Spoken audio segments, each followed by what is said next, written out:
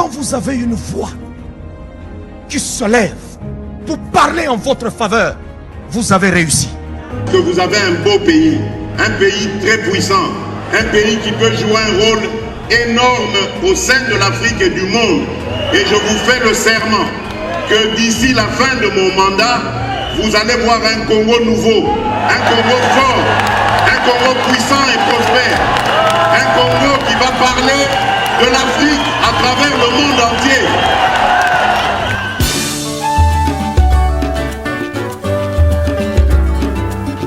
Yahweh, Yahweh, bénissa Congo. Yahweh, Yahweh, batelani Congo.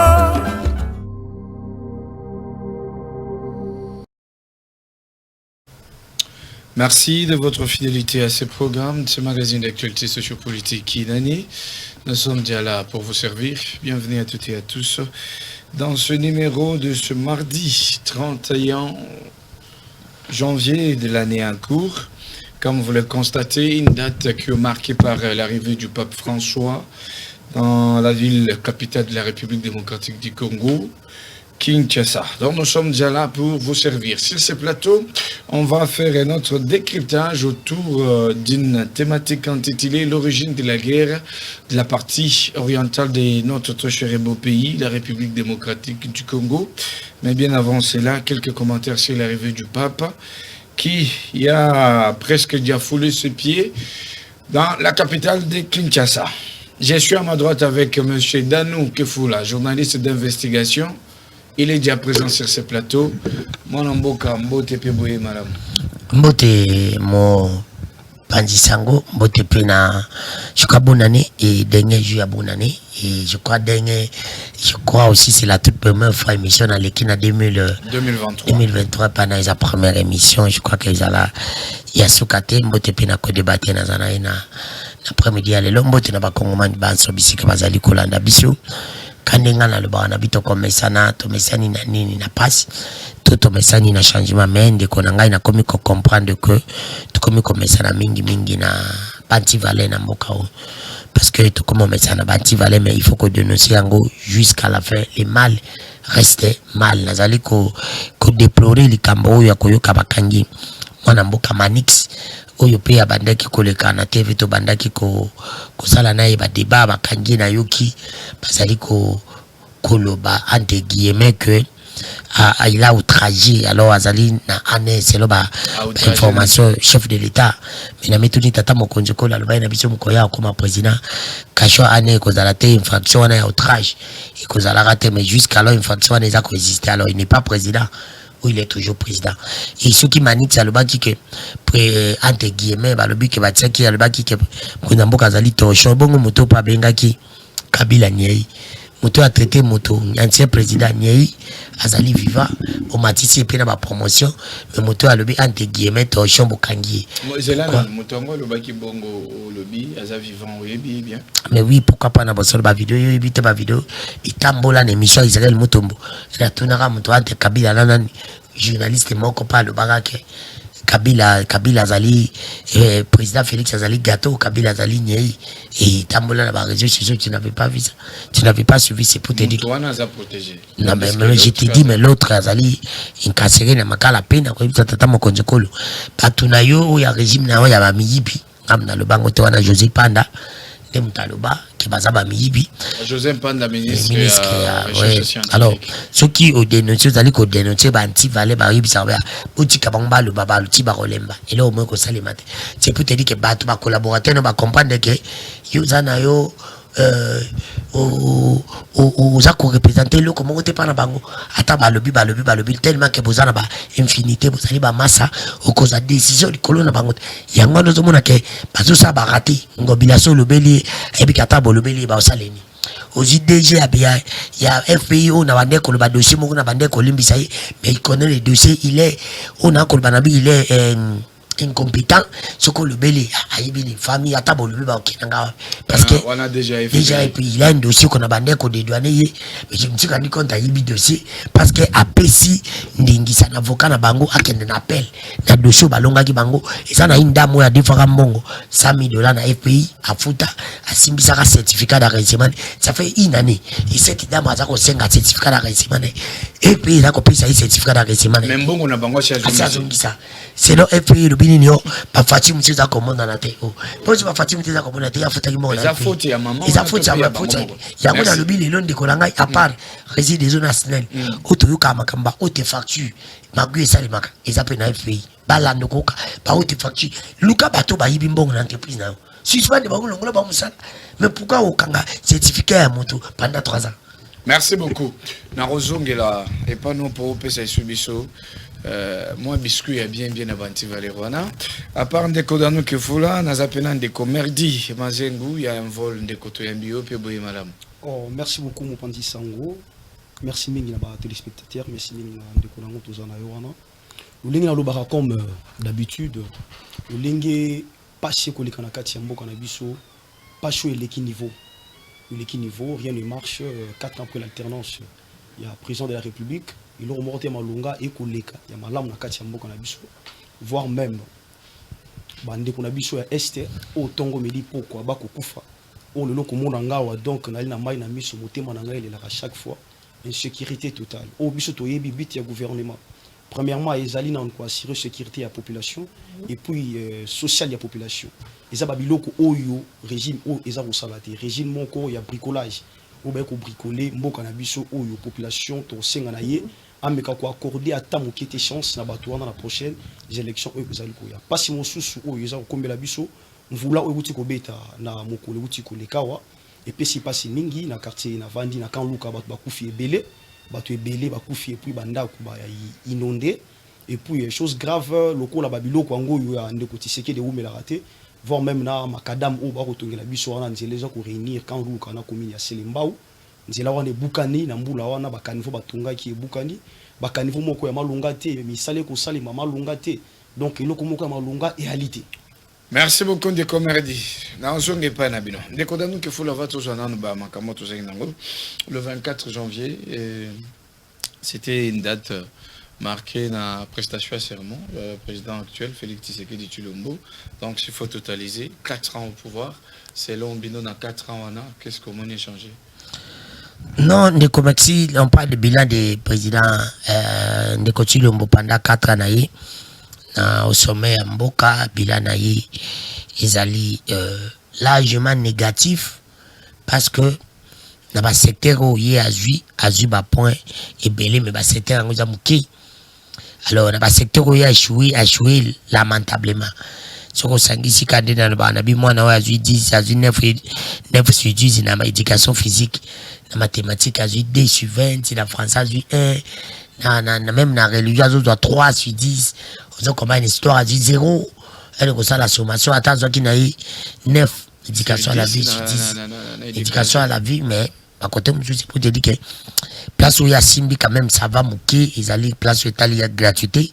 Ça va avec photo de Belango, quand même. Ma beaucoup, malgré. Il faut ça va quand même, parce que ça, que l'oko y ça va, malgré que le ministre a problème, il est incompétent, monsieur, soutenir moi, bah, comment on a que bah. Mais yo, lobby, ça va quand même, comment on l'a soutenu? Mais non, non, mais oui, ce n'est pas incompétent. Ce n'est pas Tony Mwaba qui a imposé la gratuité.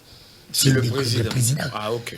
Donc, le président a imposé, Tony Mwaba n'est pas mesure de bien piloter. Bien piloté. Okay. C'est pour te dire qu'il y a 4 jours, il y a faille, qui et pas un peu, monsieur Sadaki, incompétent, monsieur qui n'a pas perdu. Il y a Willy Bakonga, il est parti, il tient des connaissances. Au début, là, il faisait des choses, c'est comme s'il maîtrisait, mais au début, là, encore, on a vu que non, il tâtonnait parce que. Il était aussi incompétent, mais jusqu'alors, l'incompétence aussi continue parce qu'il vient de suspendre, je crois, arrêter, je crois, arrêter 58 59 aux nominations, il y a Tobenga Angoba inspecteur, ou qu'on ne peut pas nommer, on nomme un inspecteur, dans la classe 13, 14, on va bien en classe à commandement.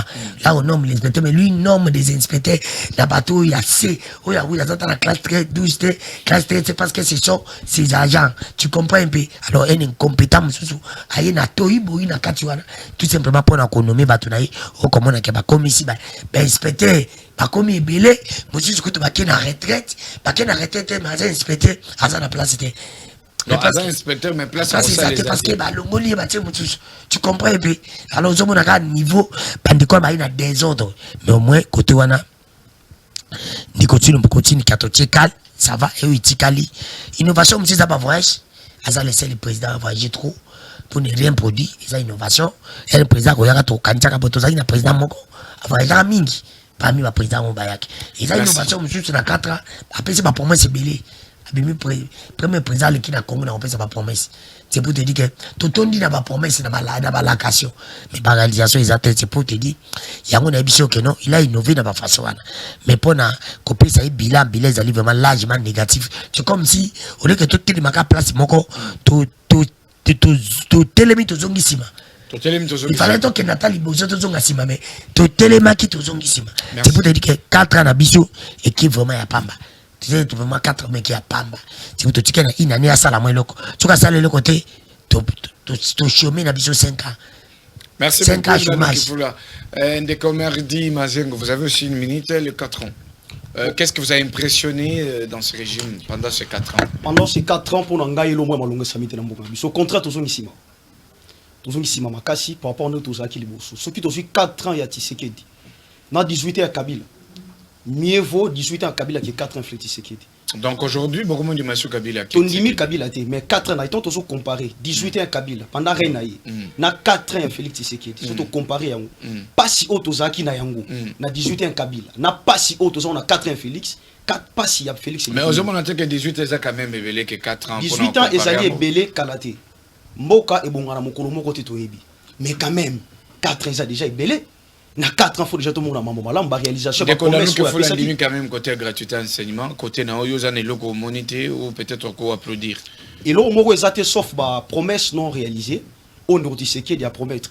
Na ba promesse mora pesaka ba ndeko na biso to kene kotala bah pêcheur il y a en scellé. Abisi bango na trouvé clé il y a social il y a population ils allaient pêche. Non sommes bateau de pêche comme ça population ali ambisi malam. Il loko a salaté. Mais bah sous soyez qu'on promettre les sous-biso qui a reçu la 10 000 km de chemin de fer pour les orabiloko et les sacs population tout au Nyon Souana et salamité. Mais comment tu qu'on dit ma moto il a promettre et puis il a réalisé.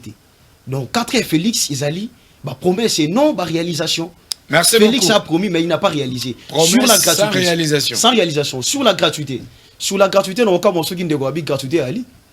Biso mokondi nabiso honorable délice sangoti ko sala première phase il a tourné naïe sur la refondation du Congo partout il a posé même la question na public ezaki wana na gratuité zali net place ni na lisala na Kolwezi na Kolwezi vous dites que gratuité zali gratuité alité wana net côté na commune de Manika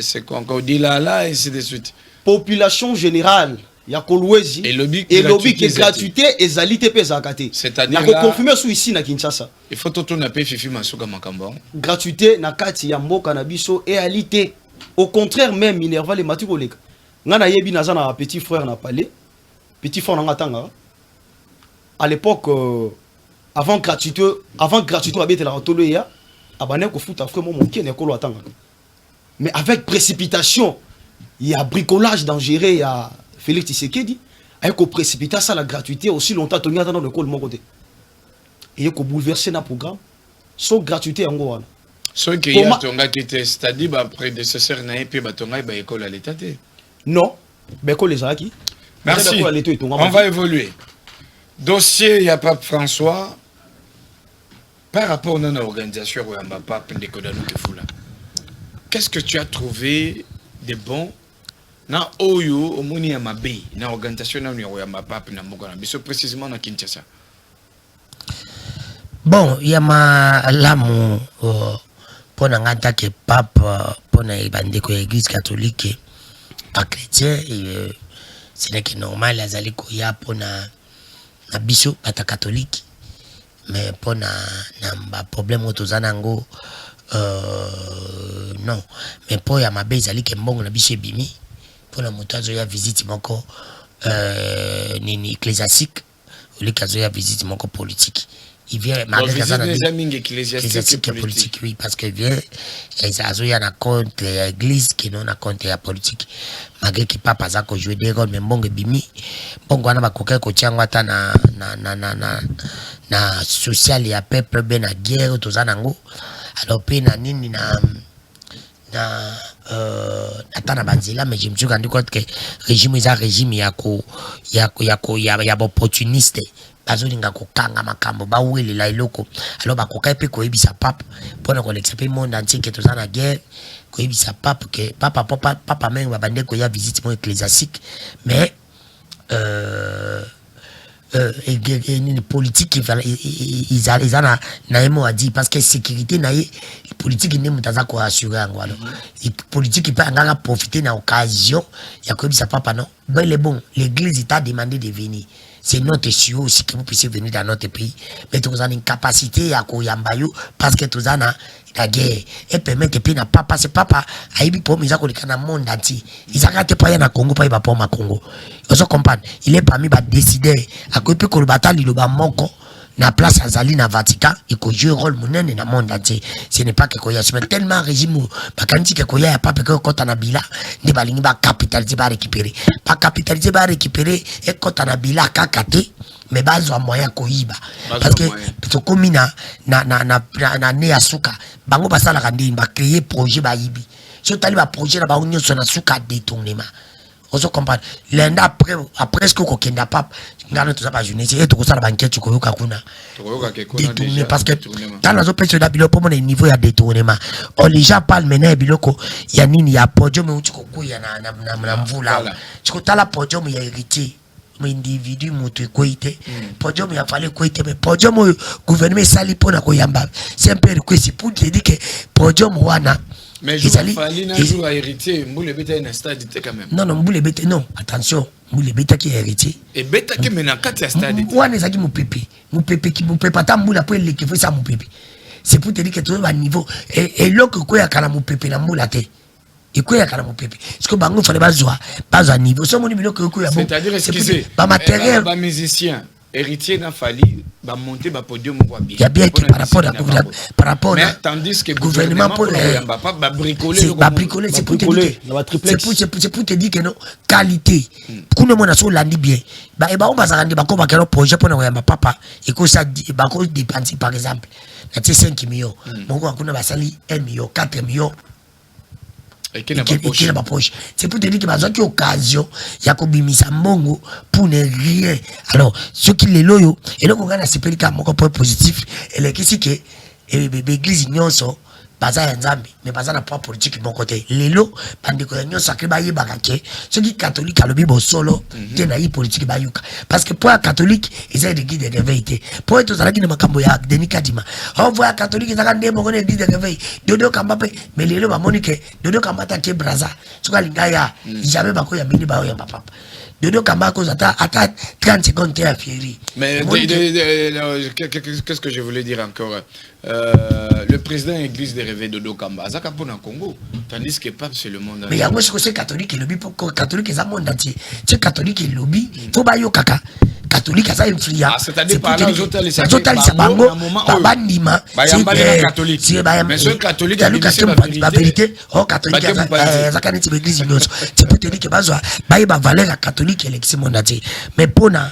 na mboka moi je pense qu'on a perdu to perde kutu na mbongo de ba dépense ko kenango na papa to ko gagner ngote ilo mongote papa nazo boneka ndi wa yakiawa mona liziba ba spectacle ba spectacle wa ki et si il est papa ok et c'est pour te dire que non ba tellement que régime balingi ko capitaliser makambo ba okanja que c'est pas ce qui fait église catholique qui va pas comme église catholique qui pas comme pas mawa akolinga pesa ba baba ata ce qui pas payer ce que église catholique au sein de église catholique pas chrétien catholique biso to bo sepela boto sepeli bo yambi papa na mbonga mboka mais ce qui papa ki ce qui bo bongité na ini to ko voter bino te 4 na bino yango ya 0 ina de so bongite bokei. C'est bon. Et comment te yambaki bino pap bosal. Merci beaucoup Ndeko Danou Kefula. Ndeko Merdé, vous avez la parole. Êtes-vous sûr que papa yé ndenge tocho lo baza papa pour le monde? Donc kaza pe papa pour na Rwanda. Au bazo c'est mes troubles na est. Est-ce que voyez-vous que papa ko lo bapé lo comment pour que les Rwandais ba yo kapé batika comment sacré peuple congolais du côté est? Bon, premièrement, je souhaite le bienvenu au pape. Mais la guerre, on ne gagne pas la guerre en priant. On gagne la guerre avec les armes, avec le matériel. Donc, pape a continué qu'on le banaye, mais baza mandouki. Mouta mandouki ba pesa yo conseil té, ba tout n'a pas agité. Donc, le guerre ya biso, la guerre ya biso na Rwanda et ko senga mandouki. Et senga likamba prière. Et zo senga likamba prière teni pape. Est-ce qu'au Rwanda là-bas il n'y a pas de chrétiens catholiques? Il y a des chrétiens catholiques. Au Rwanda il n'y a pas de musulmans, il y a des musulmans rwandais. Nous aussi également. Mais ils nous attaquent, ils nous agressent. Pour gagner la guerre, ezali question te papa ya loba AIO. Eli comme au gouvernement bimisi mo solution ba matériel, ba bumbisi ennemi. Donc pape boye il na Congo pour nanga na so souhaiter les bienvenus. Et alors par rapport il y a le Congo uni, la réconciliation, où est-ce que le peuple congolais était divisé? Parce qu'on parle de la réconciliation que quand il y a une séparation, est-ce que les Congolais vont qui séparer? Bon, séparation, il y a un peuple congolais. Oui. Peuple congolais, c'est un bokabouani. Tribalisme, il y a makasi. Bato basali qui tribalisme, mais matamakasi to bokabouani côté. Et le régime actuel, il y a un Félix Tshisekedi Tshilombo. Le lo yotan na cabinet na ye tribi c'est moko et ko dominer ba tribinos. Le lo yotan na gouvernement na ye tribi c'est moko ko dominer ba tribinos. Est-ce que dans le gouvernement, il y a que les originaires du Kasaï? Bon, na tangi kombo ya Kasaï te Katangé te Kivu te. Quand vous dites que l'école au cas où il y a Bango, ce sont des Kasaï. Mais oui, mais il a totalement raison. Tout ça, on a combien de tribus? Na régime, na katia gouvernement actuel. Ouais. Tribu moko ko dominer ba tribu nyos. Mais même à l'époque de Joseph Kabila, c'était comme ça? Non. C'était comme ça. Non, le contraire. Il y a Oeleki. Il y a Oeleki. Il y a Oeleki. Il y a Oeleki. Il y a Bango Eleki. Il y a Bango Eleki mingi. Eleki mingi. Partout au Kende. Tribu moko. Ok, mboka lo kwa Congo pour bongo ko senga kaka te. Tribu moko nde vanda. Et travailler nde bango nde boy non. À l'époque de Mobutu travaillait avec les Kasaïens, les Katangais, Batu ya Bandundu, Batu ya Kivu. Ensemble, on travaille à Bango. Exemple même à suivre notre président, son nom, l'honorable Denis Sang. À travers toujours, notre entourage, tribu de Nyos Ozaliwa. De Bokabon, il y a un peuple congolais, dans le moment où Ozali, Batu Basali, qui est population, comme on a Bokabon, ma casse au tribalisme, et mata, niveau na yango, ils allaient régime actuel. Parce que le régime Moko Bazali, na tribalisme, Bali na Bokabouani. De l'eau comme longa ya lité Bokabouani, Katina Bayango. Ndeko sala Bokabouani côté. Boya ya papi. Ce qui a causé la réconciliation, il y a des Congolais et cause malamu. Cause malamu mingi. Merci beaucoup. Mais c'est pas qui na thème ba pesa ki. Biso nyo soto se réconcilier katina kolo, katina Jésus Christ. Et ali malamu wana na za ko soutenir. Merci beaucoup. Alors, on va évoluer. L'origine de la guerre de l'Est de la République démocratique du Congo. Les Loba massacres et Salema. Batobazo Koufa. Jusqu'à présent, on se demande qui fait quoi. Pourquoi je dis ça? Le régime actuel, Balobi, Batouakabila ndi batikele biso makambo. Batouakabila Balobi te biso tosili saka yango, bino nde boyeko bandela. Ndeko Danou Kefula, vous avez au moins 1 minute et 30 secondes. Selon Bino, guerre pénale Est origine en Gouezouami Wapi. Par rapport, il y a des préoccupations tout ça. Bon, ndeko nangai. Nayuki mutuna na yo mais fallait na répondre question moko tuni ndeko nangai lobi par rapport à tribalisme par rapport ya bekolo ndeko nangai ya wangani ya lobi que non et banda qui pas Kabila te non. Tribalisme le reste mal. Les mal les akana collecte ngalo barabo solo pe bosimbo. Tribalisme banda qui pas Kabila. Ça c'est fort. Mais ça est un régime on dit Mati. Mati il y a des bandits là qui vont même pas si auto qui ont 18 ans n'a pas si il y a 4 ans il y a 4 ans c'est pour te dire que notre tribalisme les mal reste mal les bandits au kolbanga bekolo moko baza non bekolo toza na combien de tribus on comprend mais pourquoi tribu musuzu ceux qui bango bazu daka 3 ministères ils ont d'abord dominer balinga mabe parce que neti ngabo pas na biso basakata est-ce que la mona ministre était musakata. Pourquoi est-ce que na ba politicien muto kuna zate abazali mais batiaka bango te na kotanga pe ba jeune bazali. Bon maintenant ceux qui batiaka bango te les reviennent à diriger un parti politique na bango. Non ba konzi il faut attendre la petite asa président sans attendre oh dans na combien wa dans na 56 56 65 ministères.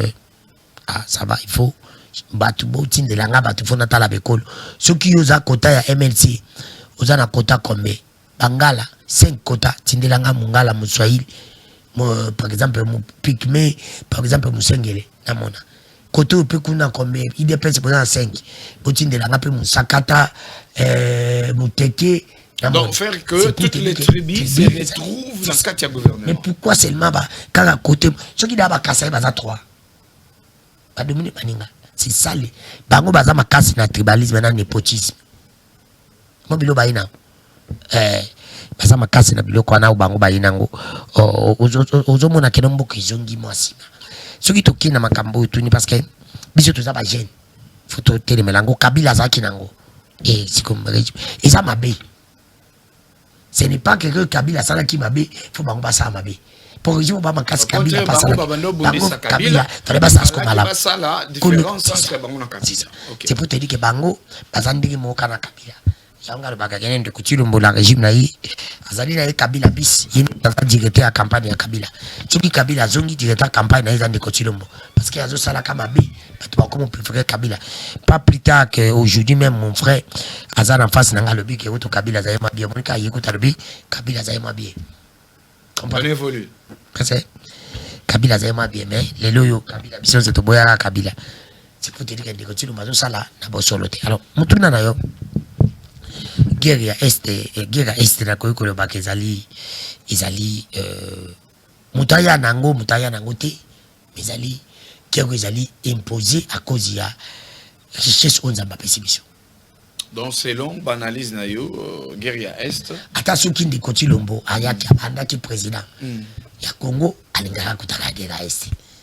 Parce que attention qui premier président ya Congo alingaka kutango parce que tous ana ba richesse oyo bandiko na bazakoluka et le qu'il fallait qu'on tia ezali que bandiko ba teke no Kabila pas zaki bat Kabila pas sala ki Kabila même si Kabila zaki ba Rwanda te ba tu ba yati parce que ba Rwanda ba banda okota ka n'époque Kabila te il faut reconnaître ba banda okota ka n'époque Kabila te même atoka Mobutu il avait des Rwandais ceux qui ba Rwanda ba banda ko infiltrer biso kala izalaki parce que babande koluka bazala na reda na vise bazo richesse na biso ba konta comment ba kosala pona ko ditabizaka biso alors les seuls moyens on a biso lelo izali koluka kotia ba soudan na biso na ba moyens malamu ko lokola tellement que ba konja Congo ba rebele biso ko ndeko na ngai ba konja Congo ba za mitema mabe balingi Congo te parce que ba yebi que toza na richesse oyo monde entier ba lukaka. Alors les seuls moyens autoko sala poto za la makasi il faut to za armée moko ya makasi to tia musala armée comme musala ya makasi ya balai. Vous avez vu que les Chinois ont réfléchi. Chine s'est comprenait que tozali na basoda ebele mais basoda ngo ya biso bazali bazoba po monde ati mobimba amema uzana basoda ebele za ya Chine bazali ebele mais baza bazoba comment to koka ko sala poto ko na basoda ya mayele. Non. Les seuls moyens allaient tout ça, musala soda, valait tout baksango, salaire. Si tout ça, salaire à malonga, bateau peut batailler classe bakolinga, bako manini, basoda, et tout comme on a basoda maïe. Maintenant, c'est nous aussi, nos dirigeants, doivent aussi réfléchir. Tout ça, la richesse, on a kabiso ba guerre, na mon entier. Mais pour notre comme ma casse, tout ça la respecter, faut tout ça. N'être pas ça, musala député, valait, n'être pas tout bateau, balinga, ba candidat. Pour notre comme ça, musala soda, tout ça, na basoda belé. Pour combattre l'enquête, na biso na batuna, na ba Congoman, na biso, tout peut ça, musala soda valait. On commande que tout le monde a causé là. Il y a ba longoli soda lili. Mais si ba longoli on député, tani ba twangenda kolala. Parce que comme ça la député ça na cour constitutionnel et président betelo kere matériel éviter ballon na processus électoral ya mabe akadima soka ko ba règle nini nga machine balo ko za règle machine alors c'est pour te dire que ndiko na ngai ya bosolo pe bosimbo. C'était une occasion pour nous maintenant. Ya kotia musala ya soda ko pesa ngo valeur, ya ko pesa budget makasi na armée na biso pona ko bangisa ba pays voisins nyonso. Pe ko bangisa monde teke RDC kiba. Kuna so stali baje bataki. Ozo comprendre alors. C'est pour te dire que pona ngai Isali, c'est parce que tous en kita. Ceux qui tous en kita, tu vas attaquer biso prendre. Si on nous attaque, c'est parce que on a besoin de kita na biso asoso. On nous a pas pesi biso. Nous a pas pesi biso de en kita. Ce qu'on a fait pesi biso ba, apesi biso, apesi biso ba yele. Mais ba continuer à mabe, on va lingi ko raisonner te pour ba yeba kenon, comment to ko sala pour na combattre na kita na biso. Merci beaucoup Selon Bino, vous soulignez richesse, vous soulignez pe ba dirigeant na biso. Merci beaucoup, on va évoluer. Alors des commerces dit selon vous s'il faut faire même une certaine généalogie, selon vous, guerre à l'Est, origine en Gouzani. Bon, le lingin de Kounaouti Koloba, guerre à Est, origine en Go, les Arabes ont bien goûté toi en Go. On dit qu'on ça l'ikunia, na ba voisin na biso, ba kota ba yi ba yango. Rien que ça. Rien que ça, la richesse. La richesse. Et maintenant, pourquoi ne pas développer toutes ces années? Il y a que nous avons des richesses, comme vous venez de le dire. Que faire maintenant pour sécuriser? Actuel président des États-Unis, il a un projet non? Pour séparer les États-Unis et le Mexique. C'était pour protéger, non? Mais il n'a pas de pouvoir. Maintenant, pourquoi les Congolais, toujours qu'on réfléchir pour protéger les minéraux, tout ça, afin que tu assurer la sécurité, il y a peu plus à côté. Parce qu'on a eu caca. Ceux qui débaissent dans le plateau, IDP se dira, c'est le régime Kabila. Le régime Kabila dira, nous on avait cessé, c'est beau. Mais selon vous, on peut s'il faut dans des régimes, s'il faut les dire. Ah mais oui, ça faut que na mutundeni tolobi que non, ils ont riche parce que ata soki président Fati azalaki président Liboso, il continue de passer président. Dès que tellement riche sur tout ça, il y a des problèmes. Ata Faïdou, Ata Sisanga, Ata Moïse, Ata Mbimba. Parce que pour mes actes,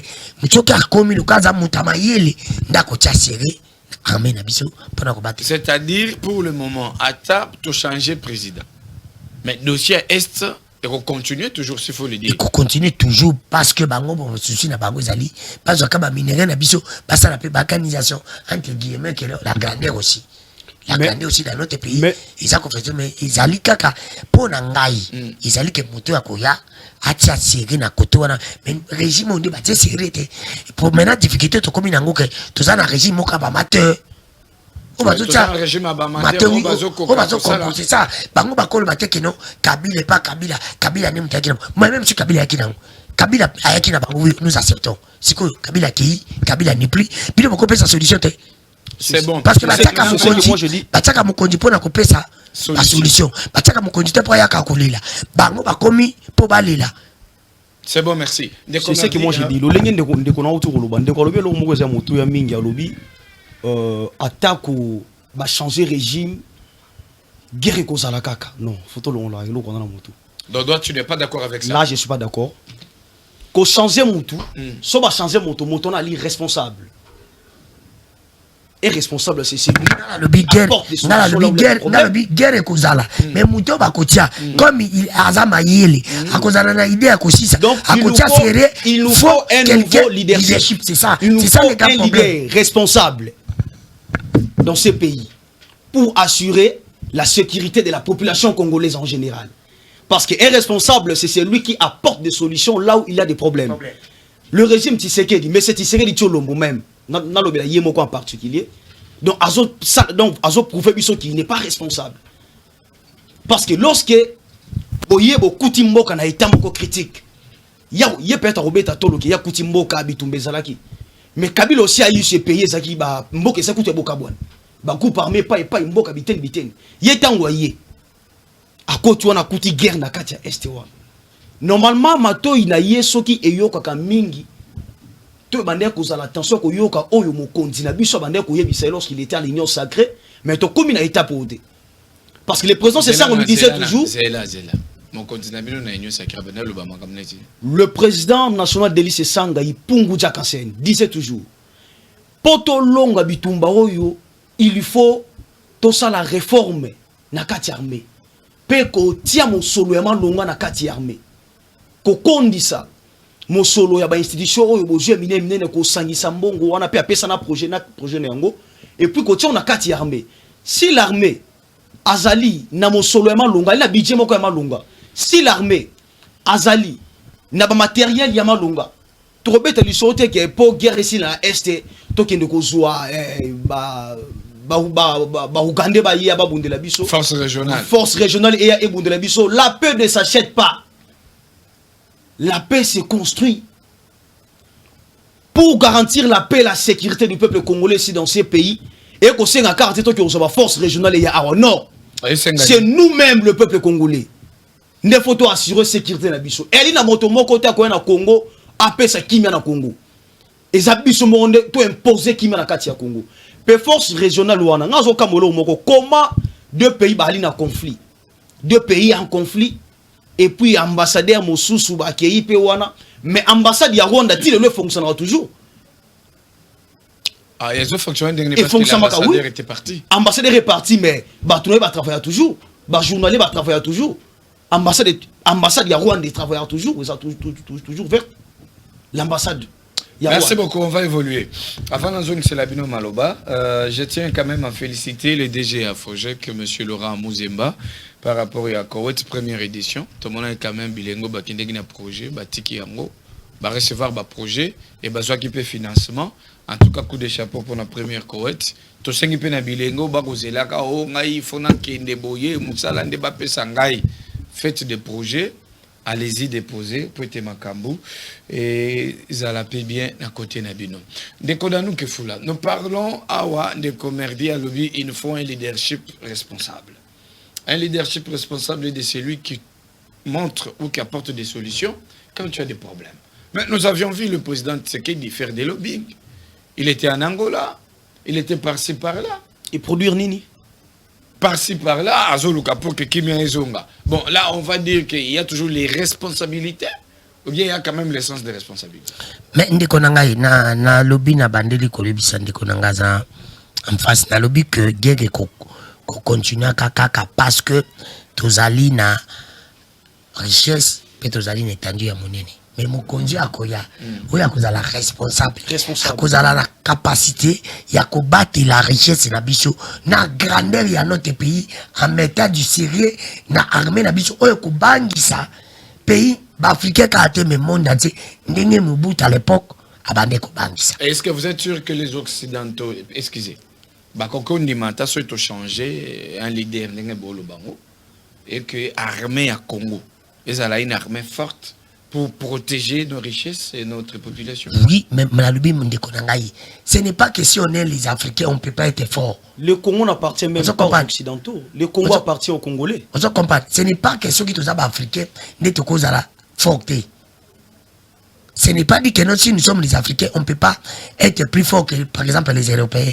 C'est faux et archi faux. On se comprend. C'est pour te dire que Bishop est cause à premier pays où tu as une armée à ma cassipé, un pays moussoussou.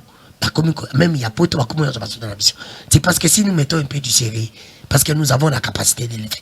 Maintenant, qui ne connaît pas ça, que tombe mamingi c'est ça son président.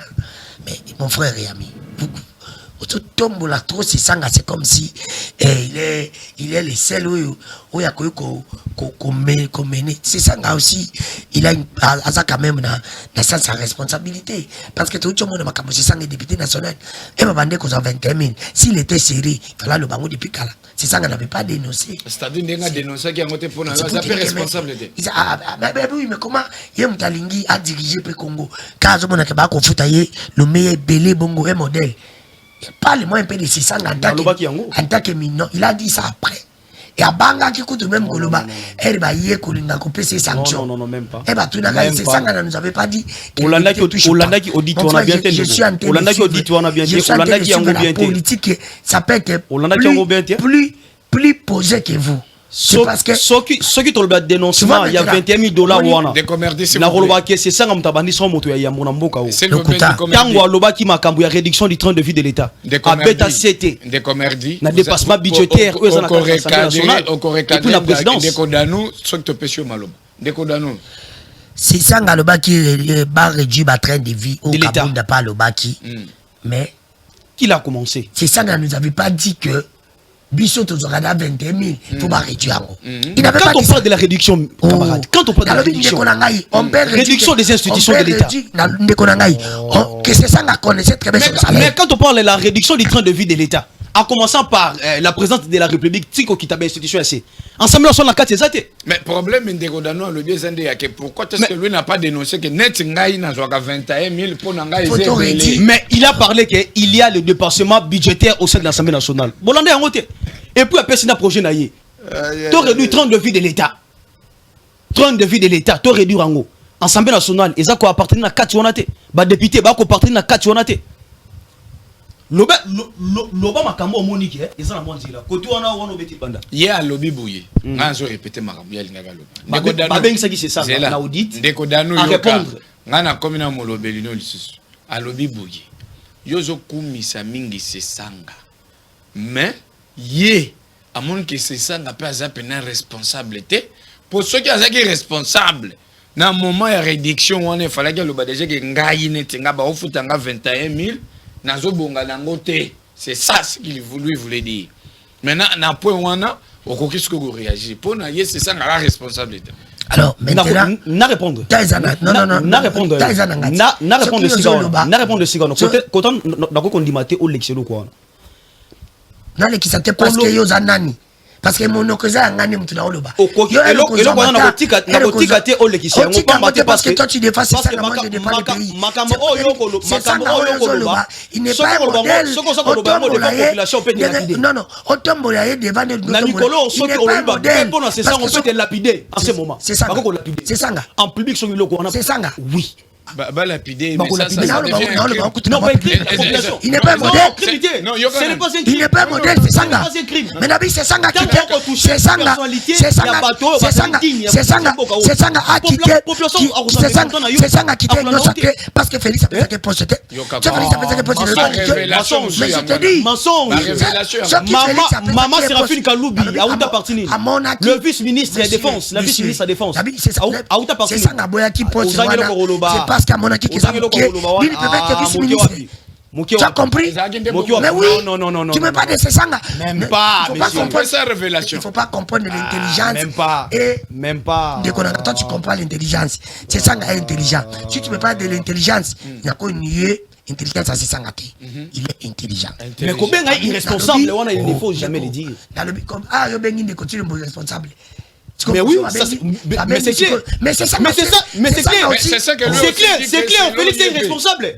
C'est clair. Mais c'est toujours irresponsable. Mais il n'y a pas le but que il n'assume pas ses responsabilités. Même Délis, c'est ça, n'a pas irresponsable. Azo Konkati, quoi assurer sécurité à peuple congolais. C'est bon. Jour et nuit, nos compatriotes de Beni Boutembo, Bazo Koufa Tongo Midi Pop. Commerdi, s'il vous plaît. Il y a une ambiance là. S'il vous plaît.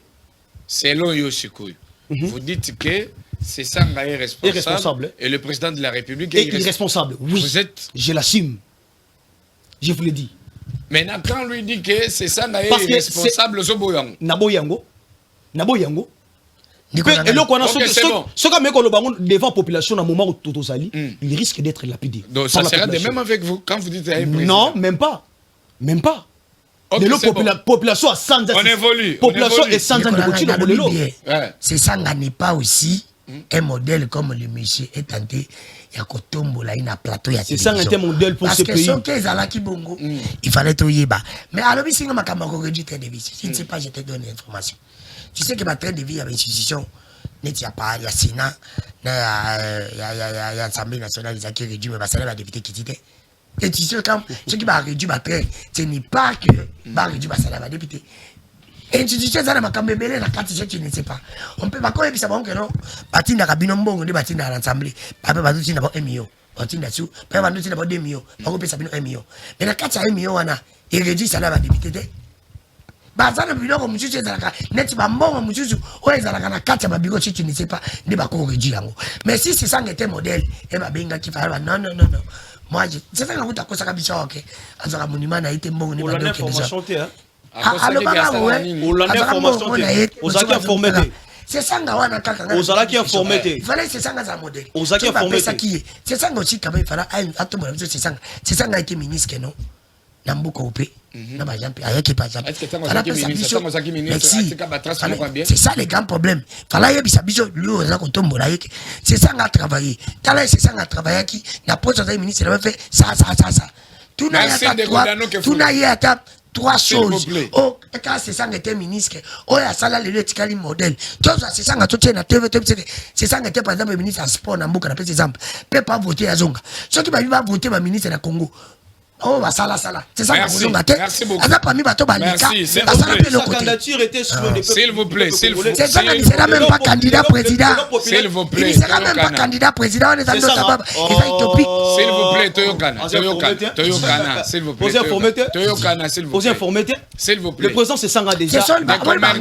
Bazali bato bazaka village. Mais pas ici. Dans village. Pas ici. Pas ici. S'il vous plaît. S'il vous plaît. Peuple congolais. Tu as besoin de bailler, basali bapesi solution à problème. C'est bon. Et monsieur Esiliao. C'est ça le Lobasuka Potokabana de Komerdi 30 secondes. Le Lobasuka Potokabana. Basalinga sinto déborder minutes. Le Lobasuka ezaliboui. Population congolaise lilo en général et comprendre. Pesosoli motonani oyo biso mutu nini o biso tokoti kotia akamba mboka oyo na mapona mo ezali koya lelo yo tourner ya président national honorable Delice Sanga ya première phase na ba provenance soit tamboli population elle n'a pas si population a collé la mingi chité lelo yo si aujourd'hui c'est Sanga est candidat président de la République ils allaient souhaiter la population congolaise en général. Merci. Parce que partout au Tambolaka, la population a toujours le Décodanou 30 secondes. Papa Touroyo. Décomerdi, s'il vous plaît. Et puis tu seras surpris par les résultats. C'est bon. Nous sommes en train de travailler. Ça va, merci beaucoup. Et le parti est implanté sur toute l'étendue du territoire. C'est bon, Décomerdi, s'il vous plaît. Décodanou 30 secondes. Décolanga na basolo pe bosembo. Pour moi, un candidat na Congo na 2022, pour moi, il y a 600 cartes. Ils ont même bébé à Zana Liboumou. Tellement que Ndekoti Lombo a sali ne mabe. Mutuyo sa rêvé que tu vas tenga na ye na ogagné na ngai. Même yo propose un candidat. Tout le monde mais oui, tout le monde a ta bébé. A tellement passé l'équipe a boulé. Yango ce que c'est ça mais na lobeli na confirmer et puis susu na rassurer que c'est ça n'a pas candidat. On dit ando tababa. A osa la kapo batsaika inti n'a pas candidat. C'est pas de la Bible que mais ils ont permis na sisanga ya uzani candidat parce que zomona keno devant adversaire azani faible. Osani. Oso rêvé kati. C'est pour te dire que pour les gens qui sont faibles, à ta bébé, à merci à vous d'être passé sur ce beau plateau. Merci à l'équipe technique qui m'a accompagné. Je vous retrouve demain sur la même chaîne à la même heure. Au revoir. Quand vous avez une voix qui se lève pour parler en votre faveur, vous avez réussi. Que vous avez un beau pays, un pays très puissant, un pays qui peut jouer un rôle énorme au sein de l'Afrique et du monde. Et je vous fais le serment que d'ici la fin de mon mandat, vous allez voir un Congo nouveau, un Congo fort, un Congo puissant et prospère, un Congo qui va parler de l'Afrique à travers le monde entier.